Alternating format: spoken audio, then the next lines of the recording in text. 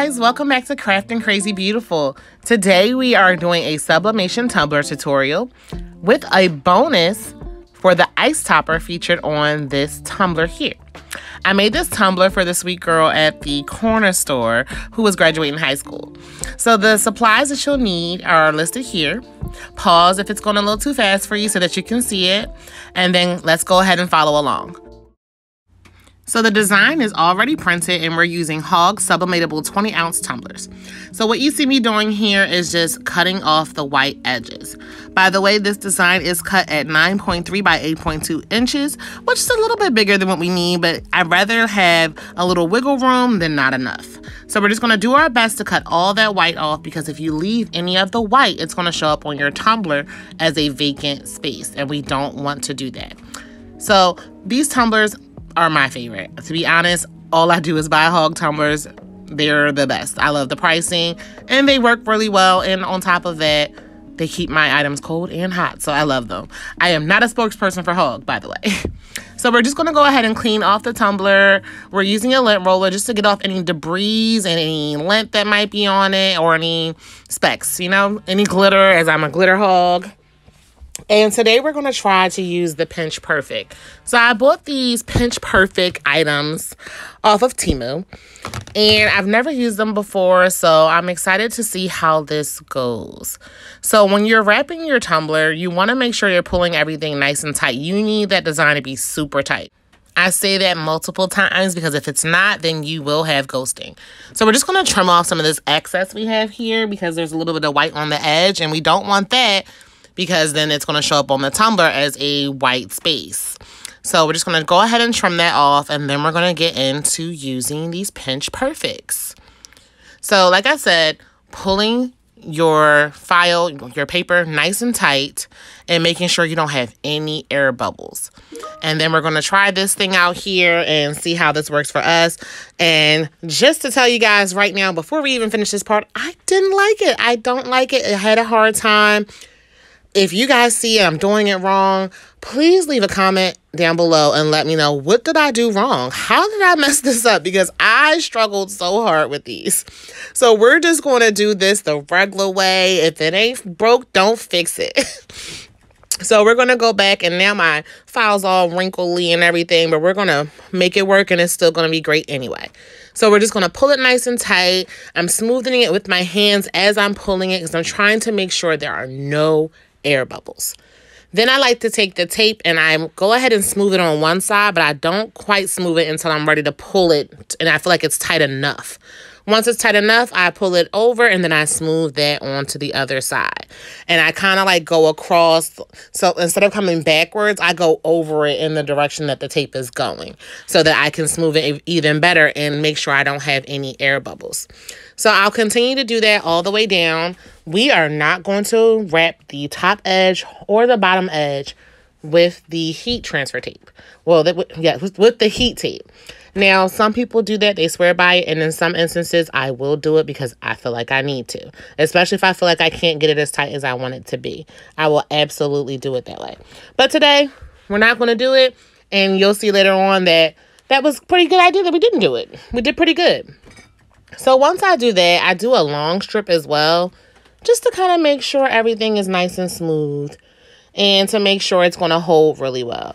I don't want to put myself in a situation where I'm going to have any bubbles. I cannot talk today, guys. Do you hear me? But I don't want to put myself in a position to have any bubbles. Then I'm going to just go ahead and take my squeegee and kind of smooth that on out. Make sure there's no bubbles, dust it off, and now we're going to go ahead and get that put in our tumbler press. Now, this is the press I did the review for, and you have to put something in it while it's heating up. So I use a tumbler that I'm not currently using.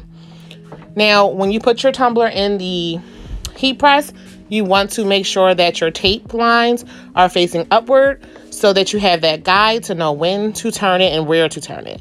Once that's done on that first side, you flip it over and let that go one more time. Now, if you feel like you need a little bit more heat, go ahead, put more heat. So now we're done. We let it cool, and we're going to go ahead and peel back and see what we're working with. So what do you guys think before it comes out? Do you think it got messed up? Do you think I pulled it tight enough? What about that white spot? Do you think I got enough of the white off? Well, it's about to be unveiled, and I'm so excited for you guys to see. And this was like a one and done. Like, I did not have to do this cup more than one time for the video. I went straight through and did this cup, and I was going to show you however it came out. If it was messed up, y'all was going to get that too. All right, y'all. So now we're unveiling. We're going to peel it on back. And I do my best to peel the tape off slowly because I don't want to rip the design off in case it is messed up. I might be able to reuse that paper. But so far, it's looking seamless, right? Look at that. Do you see the seam? And if you do, it's probably very slight. So this cup came out pretty good, nice and bright, vibrant colors. And then if you look a little bit, you want to check your seam and make sure that your seam is closed. Now here, as you can see, we have a little gaping. There was some extra white, unfortunately, that I missed. And we kind of got a little white line. But it's still a very beautiful cup. It's not messed up. This cup came out great. That's something that nobody would notice. I'm a perfectionist. If I was selling this cup, I would go and fix it. So time for the topper. This is my favorite part, guys. I love doing tumbler toppers with the ice. It's so fun, and you can just get creative with it. So the first thing you want to do is you want to clean it off, and you want to scrape it and make it and kind of create some abrasion so that that UV resin can stick to it really well. Now I'm just going to get out the colors I want to use to make it easy for myself, so I don't have to keep digging in the bag. And I'm going to botch this, Yeeho, UV resin. If I'm pronouncing it wrong, let me know. But anyway, it's a really good UV resin. It cures really well. I have not had any issues since using it.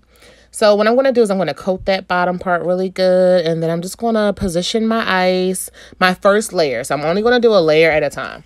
So I'm going to position the ice to where I feel like we have a good base. And I'll just shift it as I need to, just to make sure things are good to go. If I don't like something, that's why I'm not curing it yet, because I want to make sure the pieces of ice are where I want them to be. Then once I have them where I need them to be, I will go ahead and put them in the UV lamp and let that cure for a bit. And then once that's done, we'll go ahead and go in with our next layer.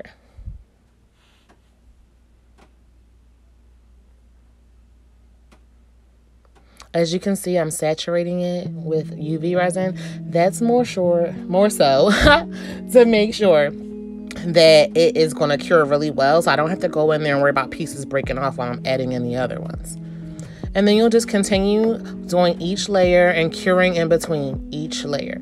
The reason why I cure in between each layer is it limits the possibility of your ice breaking off and of you having issues, and you can catch a problem in the middle of.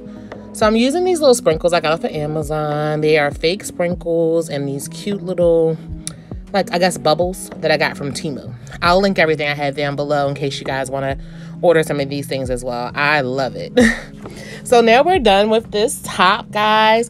And, I mean, tell me this is not beautiful. She loved it, by the way. This is a girl at the corner store who is such a sweetheart, and she loved it. If you stuck it out to the end, thank you guys for watching. Please don't forget to like and subscribe. It really does help our channel out. And also, don't forget to live your crazy, beautiful life. Bye.